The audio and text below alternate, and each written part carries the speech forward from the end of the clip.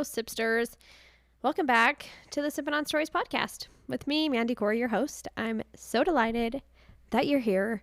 I also am over my cold and can finally breathe, and I don't totally hate hearing myself talking, even though I have a raspy voice today for some reason. Anyway, glad to be back. I have gotten a few new followers over the last week, so welcome. I'm happy that you're here, and I hope you enjoyed listening so far and maybe been binging for a bit. For today's episode, we have a coworker of my husband who is a nurse. He's a flight nurse. If you have not yet listened to the episode that I did with him, The Tales of a Trauma and Flight Nurse, go back and listen to that. I thought it was quite enjoyable. I enjoyed myself, and I've had a few people tell me that it was a fun one to listen to. So go back, listen to that after this. Anyway, this is one of his coworkers who is also a life flight nurse. However, for his story, he is going to be talking about COVID. Back when COVID happened, I really just gained such an appreciation for all of the healthcare workers. I mean, obviously, I have appreciation for them in general, but really during COVID, them having to go put on all the gear and deal with like such a traumatic time for so many people and just be in that environment daily, I was just so proud of my husband and appreciated him so much more. And yeah, I know that it wasn't as intense here as it was in other parts of the country, although don't get me wrong, it still was a hard time here too. But Brian, who will be speaking with us today, he worked as a traveling nurse. He would travel to different hospitals and work on their COVID floors where it was really heavy there. And I can only imagine the experience that it was and the hard emotional time that it was. So Brian is going to just talk about how that was. I'm grateful that he was willing to do that, and to his family, because they had to send him off to do it every single time. Also, I just have to add that Brian was so great, and when he came to my house to record with me, brought soda as a gift, and I was like, really, I should be giving you a soda for coming on my podcast, but just have to give him a shout out for that, because that was nice. He brought soda for me and my husband, and they've been delicious, so that was a nice treat. Anyway, here's the treat he's giving to all of you, which is his story.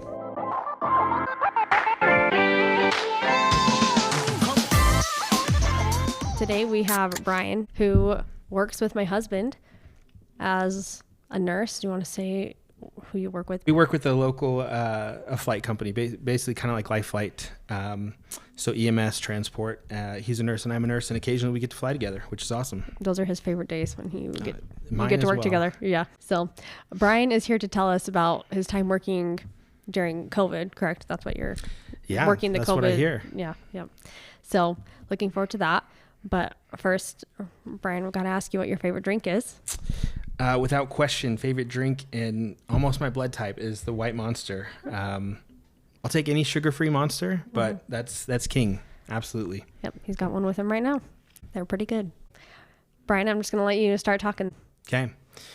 So I'm a registered nurse. Britt and I have actually been a nurse the same period of time. Oh, really? Mm-hmm. We were in orientation group, different department than Britt. I hung out with him a little bit in the ER before we moved. But so we've actually been a nurse probably the same amount of time. So come 2020, I was working in Phoenix. We were living in Gilbert, Arizona. I was working at a big downtown hospital in Phoenix. I was working in a cardiovascular ICU, so what feels like the sickest of the sick patients. And At times, you have patients who are like half human, almost half machine, but it beats the ER, in my opinion, any day. You like it more than the ER? Yeah, I couldn't, I can't hang down there with those rascals. Yeah. So different than Britain, that. Absolutely. Yeah. Absolutely. Organized chaos, maybe. So this would have been, so I worked there from like early 2018 up to August 2020. Maybe a little longer than there, roughly 3 years. So COVID started rolling around, right? And we were getting patients slowly trickling in. And I think as nurses and healthcare workers, we can all like probably pick a patient that was sicker than a COVID patient, but it was the sheer volume and just the fact that nobody knew what was going on and exactly how to treat them. So my daughter was born in April 2020. I had been working in and out of the COVID ICU. They had people kind of float back and forth. They constructed a new part of the building for that. And when my daughter was born, we were kind of like, oh, like, do I want to keep doing this? Like, just nobody knew anything, right? So I took 12 weeks off of work for like paternity leave, whatever. Unfortunately, it wasn't paid, just the way the insurance worked and everything. I wouldn't be getting a paid leave. So I took 4 weeks. I was there for the birth and everything. It was awesome. And then I just kind of had this feeling like, what if I took the other 8 weeks, take a full 12 weeks off through the summer and go back to work. And that's what we did. My wife was like, this is not a paid leave. Like, we're going to live absolutely on savings. But we did it. And it was awesome. We had a blast. We did some trips with some friends and we hung out. Everything was shut down, but we still managed to make some awesome memories. So COVID's in full swing. I went back to work probably the last week of July 2020 and thrown in the heat of it, boom, right back in the COVID ICU, like nothing had changed. Just patients from all over. So Phoenix, we were getting patients from all over the state, sometimes New Mexico, and there was hardly ever an empty bed. I had heard from a friend. I had several friends who went off to New York to go do like crisis travel nursing. A lot of these groups were like FEMA contracts to the government, basically just to send nurses, respiratory therapists, other healthcare workers in to help relieve areas. And New York was one of them, and I had several friends go there. And I was like, that sounds pretty wild. Like, not for me, And so we had drained a decent portion of our savings, living off it for 3 months. This was like a Friday. I was working in the COVID ICU, and my wife was like, hey, I called just to see if there were any openings. This deployment, they called them deployments, was for the state of Texas. And you didn't know where you'd be going when you called in. It was kind of like a lottery. Who are you calling? So you're calling one of the companies that takes additional nurses and other healthcare workers and takes them, basically, they say deploy, but takes them to other cities to help relieve. So this was for the state of Texas. So all my COVID travel nursing was throughout the state of Texas. There was a few other small stints in some other states, but mostly all throughout the state of Texas is where I worked and traveled during COVID. So my wife was like, hey, like I called, like they said, you're in if you want to go, and you would leave tomorrow, like Saturday. Oh, yeah. Wow. So when you call, I didn't know any of this. I was like there working. This was like a break. And she was like, yeah, like I think we should do it. Like I feel like we absolutely should. And I was just there living for the weekend. I had Saturday and Sunday off. I was ready to be chill. But so I was like, okay. I got off work, the day shift. We talked about it a little bit. And I was pretty much decided like, I'm not going to do this. Like this is just wild. It's insane. However, everything in our marriage, like we've always jumped in head first, like not knowing what the outcome would be. Very much just kind of jump in and see what awaits us. So that's just kind of how we've always done. So this shouldn't be any different. Did it feel scary at all just with like the COVID deaths? Like, was she nervous to send you to? I think she was. The fact that she's the one that called, I was like, oh, I think I would be too scared. Yeah. For that. And it's like, I didn't like ask her to. She was like, I'm just going to call and see what this is about. But when you get through, they like start asking all the questions and to, get you signed up, make sure you're You have all your different certifications and things like that, and your licensing number.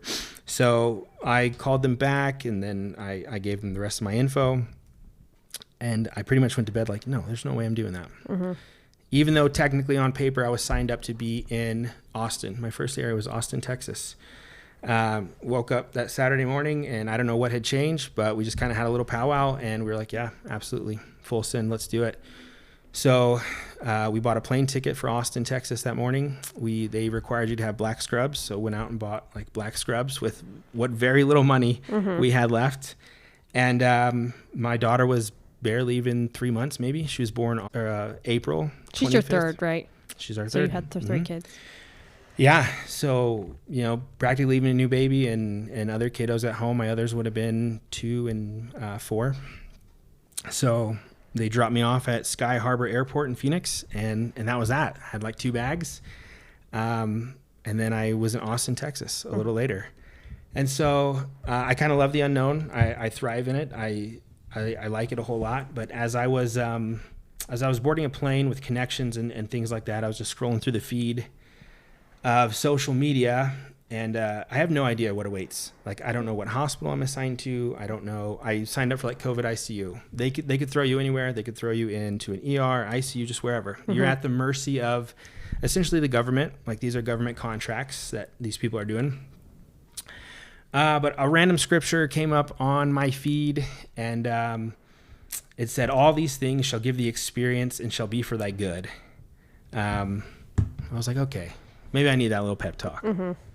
So get to Austin, Texas that evening, and there's a ton of nurses there. I'm not sure. Oh, we were at the JW Marriott. That was probably the nicest hotel I stayed at. It's horrible that I started at the absolute nicest, and then it was just downhill from there. I was going to say, yeah, start you off right. Yeah. For you. Incredibly beautiful hotel. It's kind of right on the river there. But tensions were high in Austin. So you got COVID going on. In May was George Floyd, death of George Floyd. And Austin's a big city, so you have protests going on both sides, and it was just wild. Tensions are just high. So I hang out for a few days. We get debriefed on everything going on, and for a few days I'm just kind of waiting, and then you get a phone call. You get assigned a hospital that you're at. And then they took charter buses every morning or every evening for day shift and night shift. And they took people throughout the city and took them to what hospitals they were assigned to. So probably myself and maybe 15 other nurses went to one of the hospitals in Austin, and I was there for probably just about a month. And while all this was going on, so brand new baby, and then we were renting in Gilbert.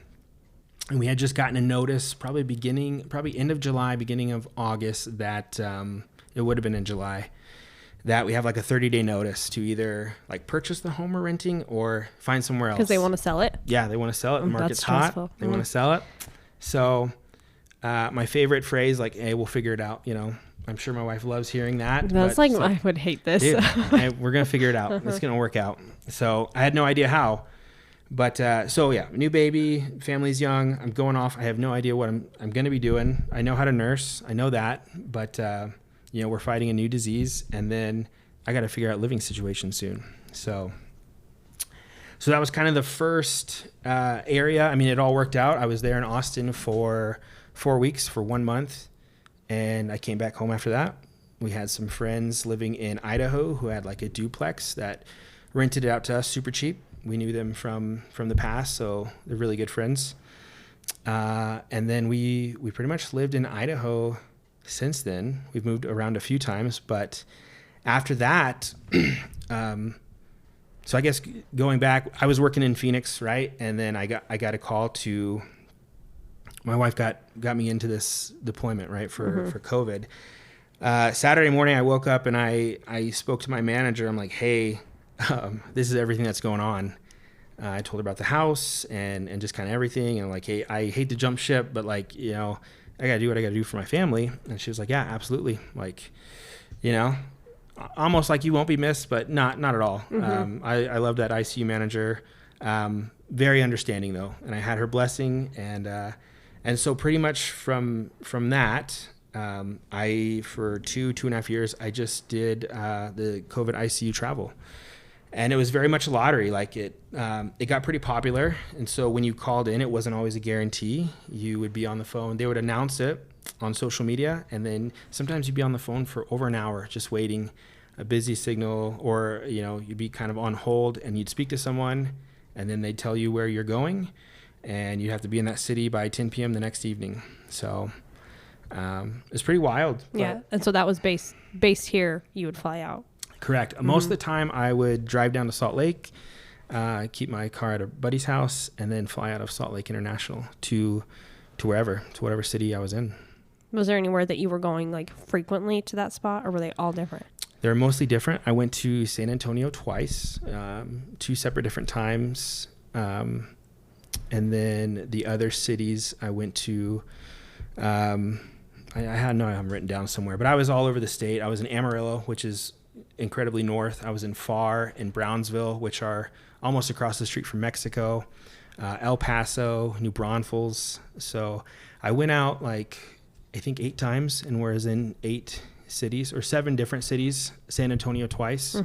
But so I'd go out for the course of maybe a month, 2 months, 2.5 months. You would be out for 2.5 months sometimes? Yeah. Wow. Yeah. And in the schedule that you work, typically nurses, we do 3/12s in a week. That's our 36-hour week. This was 6 on, 1 off. So 6 on, 1 off. Yeah. How can you decompress after that? Dude, I don't know.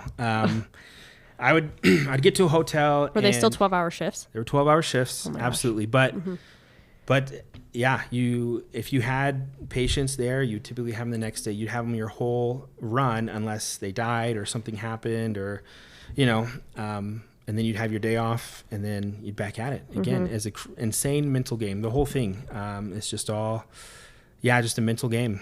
So, and what was that like? Like, in my head, I see what the TV shows were showing, and then obviously like some news articles, like how full they would be. Like, how realistic was that in terms of the places you were? Yeah, I got a small taste of it when I was in Arizona. I worked at this big hospital in Phoenix, and then I was PRN somewhere, and they would always cancel my shifts because they didn't have anybody. Well, COVID came around, and I was never canceled, and so I just saw how sick like these people were. You have people almost like begging for their life, right? And when they can't breathe on their own, they get a breathing tube placed to help them breathe. But during COVID, that was almost a death sentence, right? Because they become so dependent that they're not coming off of that.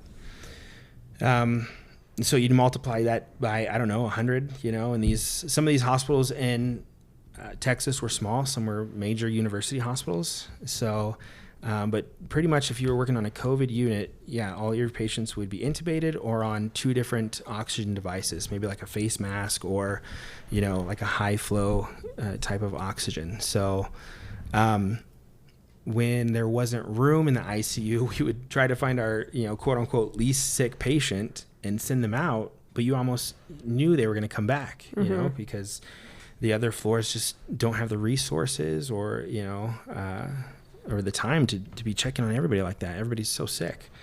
So there were hospitals I was at that, they had the whole refrigerated trucks outside, because the morgue is overrun.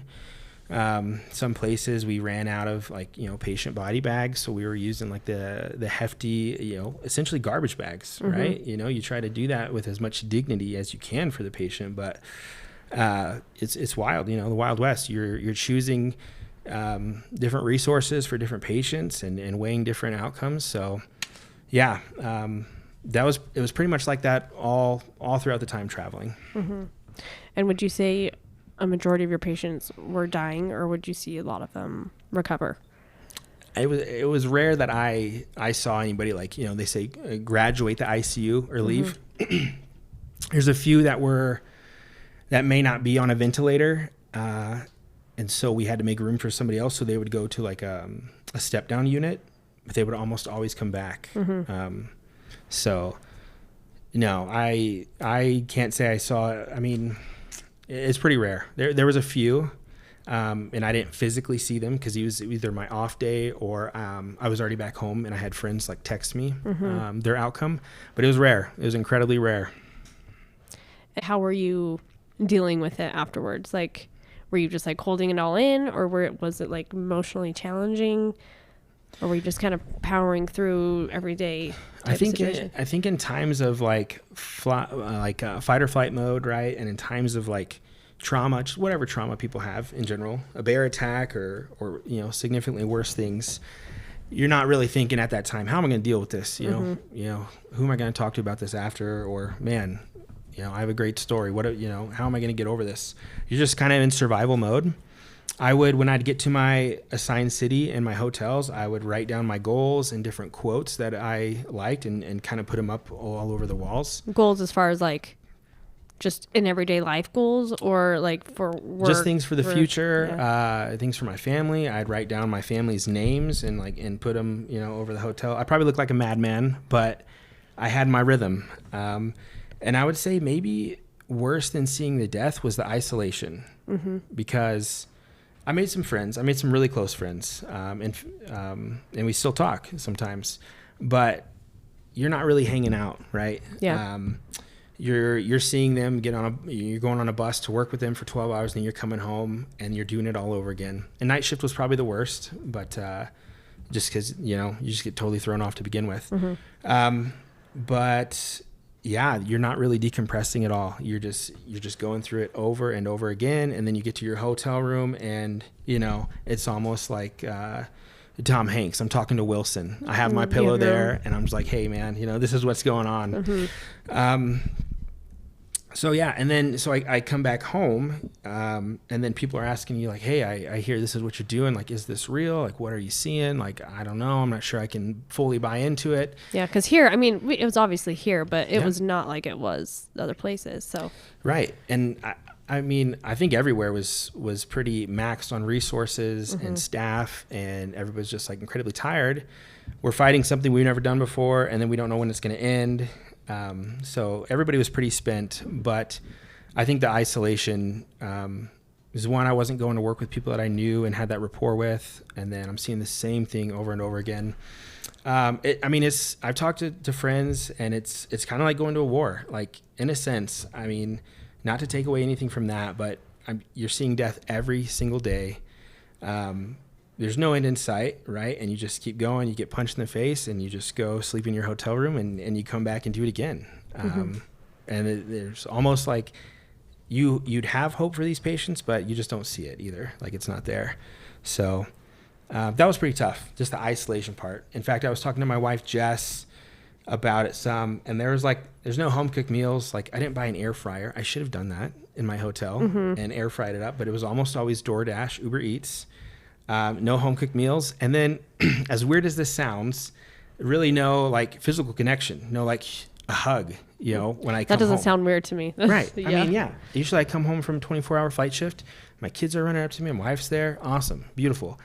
But yeah, maybe you hug a coworker or something after a bad outcome. Not really. It's not the same. You're pretty isolated. At least I was.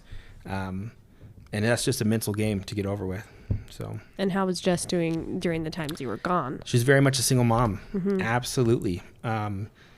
That month that I did when we were in Phoenix, she packed up the whole entire house by herself in the August heat, right? She had just had a baby. She packed up the whole house by herself. And then when we moved back to Idaho and lived in that duplex with our friends, that was pretty nice because one of her good friends lived above us. So our kids are like the same age. So that was significantly better and easier for her. But yeah, it was an insane adjustment knowing when I'd come home. I'd plan my flight home. How long would you be home when you? Yeah, it was all a gamble, really. Yeah. We just we're like, okay, we're going to ride this thing to the end.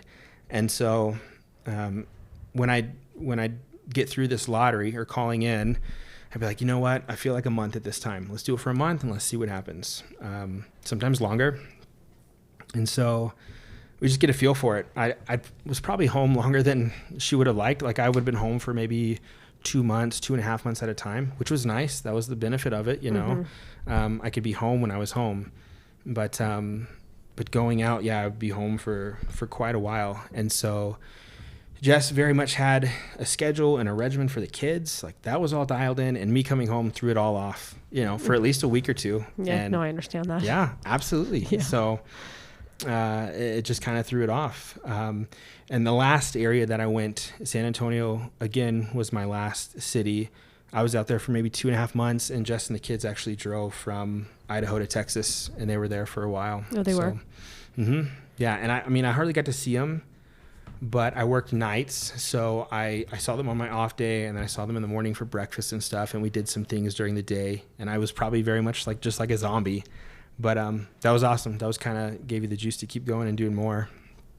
So, at what point did you guys decide, like, okay, we're done with this, and say no more? San Antonio was the last area. You could kind of tell things were improving. It was very much because what time was it at this point? This would have been I came home February 22nd, 22. Okay. So you're very much trying to work yourself out of a job, right? You're in the crisis mode. You're trying to better things, so you don't have that job. So we could tell things were maybe slowing down. I mean, patients were still sick as ever, but the company was deploying nurses, fewer and fewer. And we're just like, man, like this is where I did like 2.5 months, one of my longest runs. And I was like, I think this is it. Like, so I came home February 22nd or 23rd because my son's birthday is the 25th. I wanted to be home for that. And sure enough, they really didn't have any more deployments after. There was a few here and there, but not really. So I came home March 22. I did some PRN stuff at a local hospital and then started flying in July. Oh, okay. Yeah, that was pretty quick to go into flying. Yeah.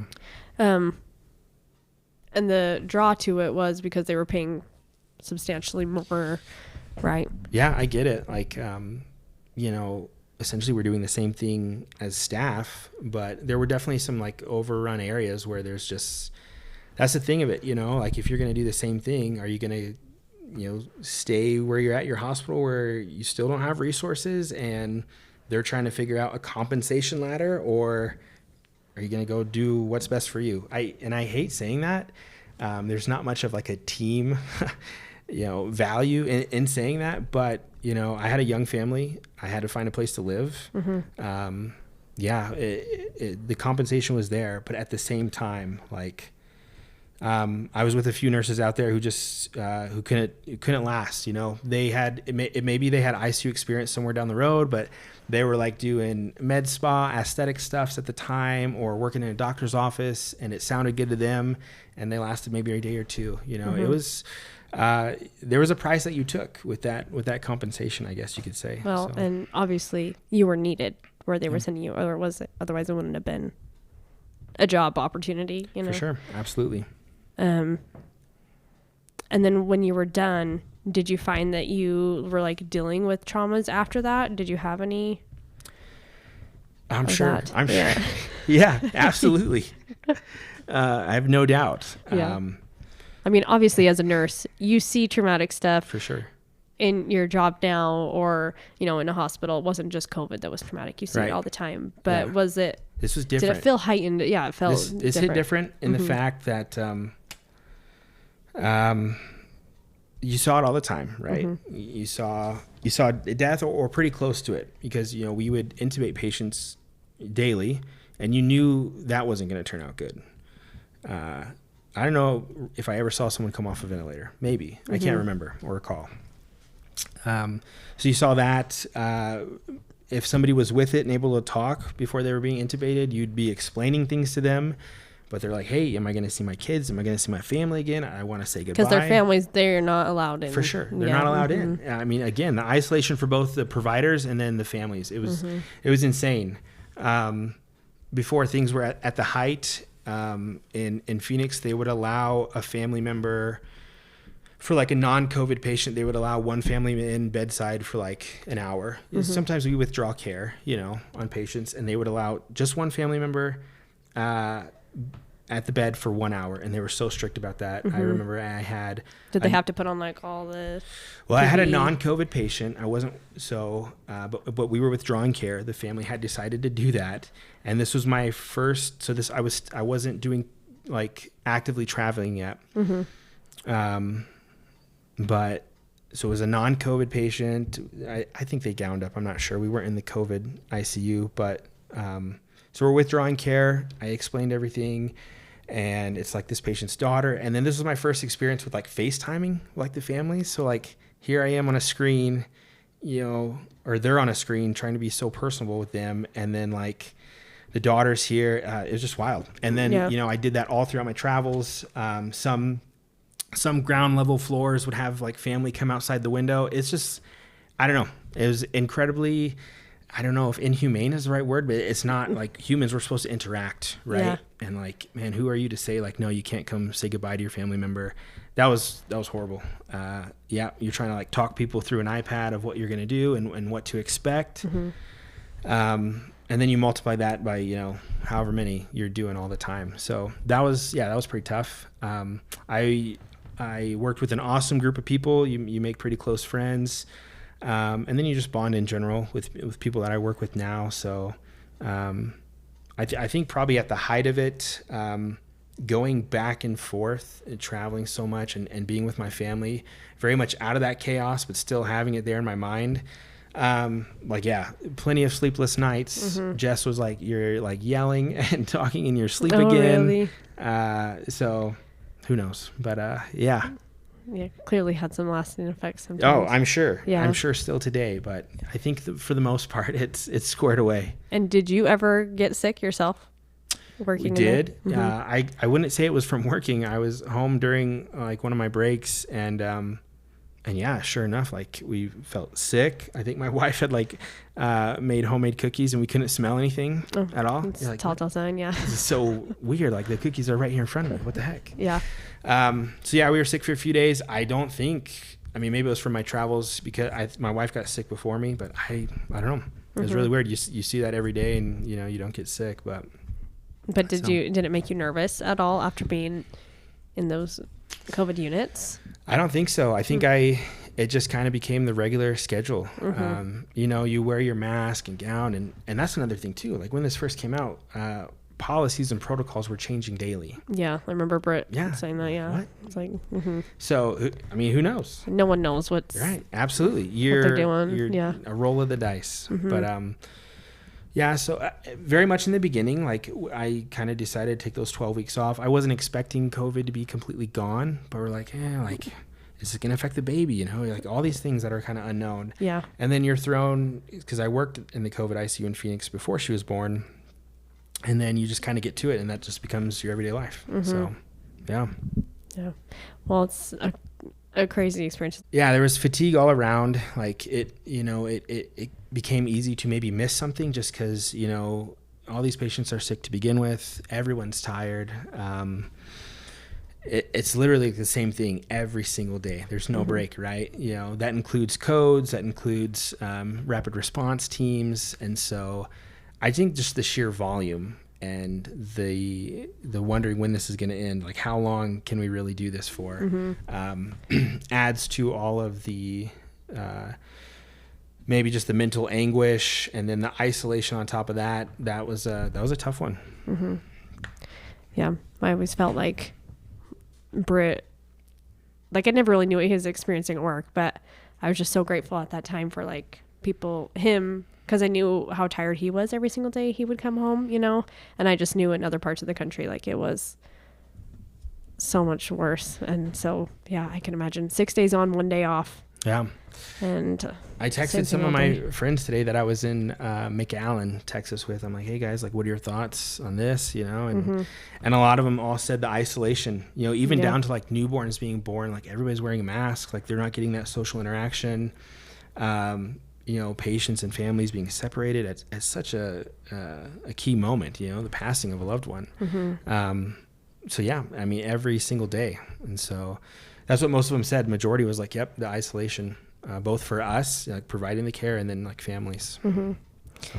Yeah. And I know a lot of people all over the country were feeling it, and they were not even like that. Like I was just feeling it being in my own house, you know, I mean, not having to people had Tiger King, right? Tiger King, which I never watched. I wanted to, and I don't know why. I think there was other things I was probably binging at the time. I think that was one of the height of the gyms of COVID, maybe. Yeah, it was Tiger King, yeah. Well, thank you for talking about this. Absolutely. Yeah. And if you could like look back, like what's one thing that you feel like maybe was positive out of that experience? Yeah, I've asked myself that a lot. Like, one, would I do it again? Yeah, I wondered that too. Then almost automatically is a resounding no. Like, Would Jess want to do it again either? I mean, she was all for it. I mean, sometimes she was like, yeah, absolutely, go out and go get him. But I mean, she also understood, you know. I think I would do it again. You know, you do what you have to do and need to do for your family. Mm-hmm. One of the positives that came out of it, that's what you asked. I think for me, it was a very defining moment for being a nurse as far as like kind of sink or swim. It finally dawned on me like, hey, I can actually do this. Like, I can be a nurse, because we would get to hospitals and you would get access to the chart. Luckily, I knew all the charting systems of the hospitals I was assigned to besides one, and I was quick to learn it.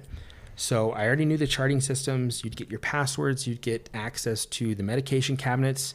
And then it was very much like, hey, do you feel comfortable taking patients? Like, are you good? I'm like, yeah, let's do it. You know, that's why I'm here.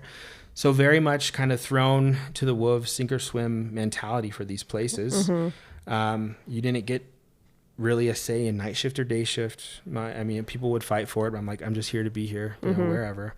So that was a big confidence boost for me, knowing I could, you know, pretty much be thrown into whatever situation and still keep my head somewhat above water. Yeah. You know, you were competent. Right. You could do it. Yeah. And so now, you know, whatever stressful situation, whatever that be in healthcare or out of healthcare, everything's on fire. I'm like, you know what? We're going to get through this. It'll be all right.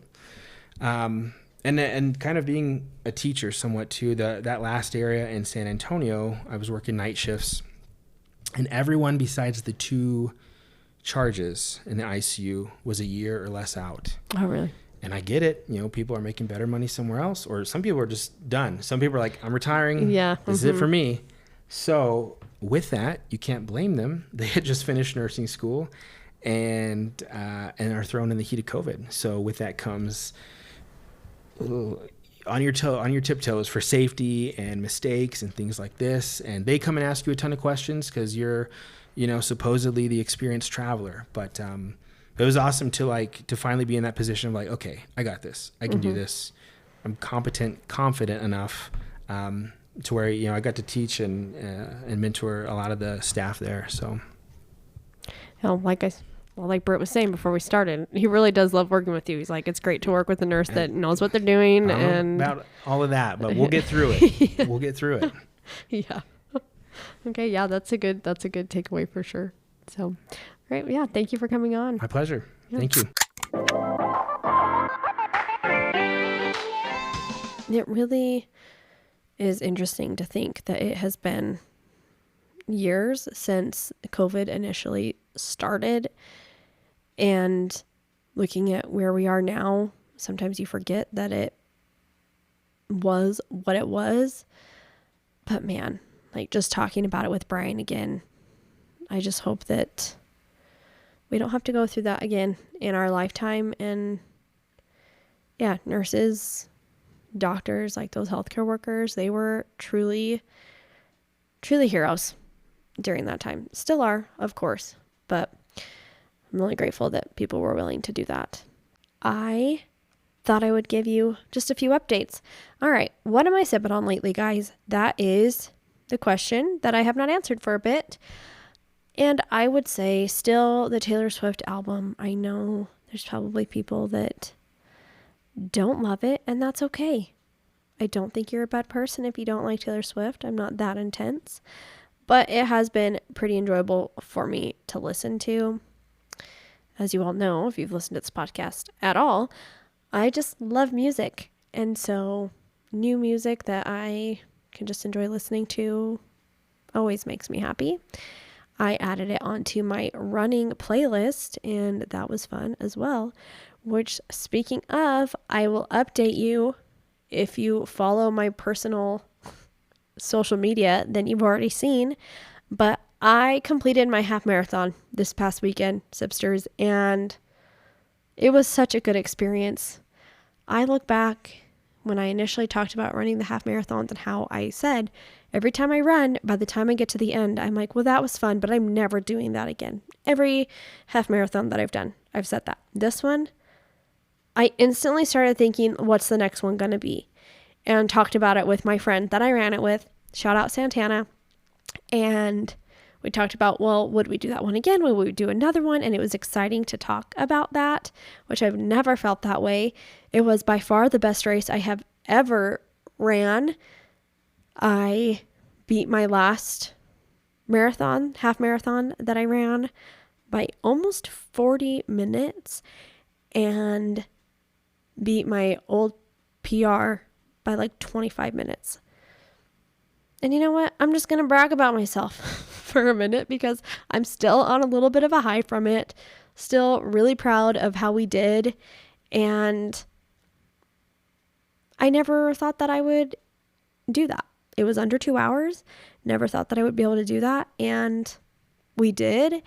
And it was like by the time we were at mile 8 and we were talking about like our pace that we were at the time, and I turned to Santana and I said, are we going to get sub 2? And she said, Maddie, I think we could do it. And instantly that was the new goal. And before that, my goal was just to do better than I've done in the past, pretty much.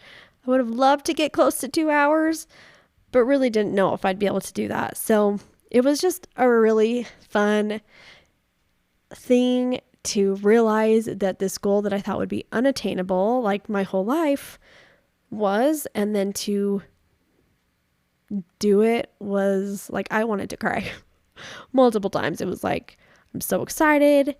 I could jump up and down. I want to cry because I just am so proud. And yeah, it was just a good time. The race was downhill a lot, which was very nice. The weather was great. It was a Halloween half marathon. So people were in costume, which I just love a good party. You guys, I love something to celebrate. I love adults being able to be like children, and seeing a bunch of adults doing something that's so painful, running for 13 miles. Like, who wants to do that? But all these people who are trying to do something that's, an accomplishment that they've been working really hard for, but also having fun and dressing up in these costumes and seeing like the different creative things that people came up with was just so fun for me. And everything just, I felt like, worked out for our favor this weekend. And yeah, I'm grateful.